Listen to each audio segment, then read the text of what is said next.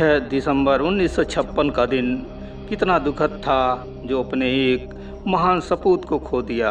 बाबा साहब अम्बेडकर जी अपने जीवन के आखिरी पलों में बुद्ध और उनके धम्म की पुस्तक के लिखने का काम कर रहे थे। 5 दिसंबर की रात बाबा साहब बुद्ध धम्म लिखते लिखते बुद्धमय हो गए। करोड़ों दलितों, कुचले लोगों की बराबरी का दर्जा दिलाने के लिए लड़ते रहे। बाबा साहब का पूरा जीवन देश और समाज के लिए कुर्बान कर दिए। बाबा साहब की मौत एक मौत नहीं थी, एक युग का अंत था।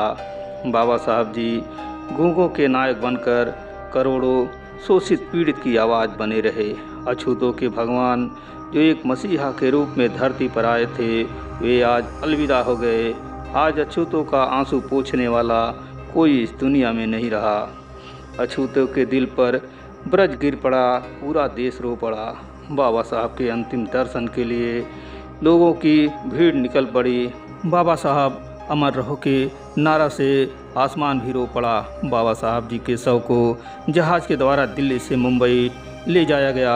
बाबा साहब के अंतिम दर्शन के लिए जगह नहीं मिल रहा था। उनकी अंतिम यात्रा में इतना सैलाब उमड़ा, मानो दुनिया से जनमानस बाबा साहब के अंतिम मिलन के लिए पहुंच गया था। इतिहास में इतना भीड़ कभी भी नहीं देखा गया।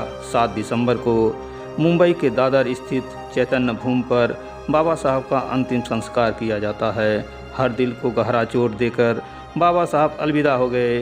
बाबा साहब दुनिया से विदा हो गए, पर आज भी बाबा साहब देश के हर नागरिक के दिल में बसे हुए हैं। बाबा साहब अम्बेडकर जी के चरणों में अश्रु भरी श्रद्धांजलि अर्पित करता हूँ।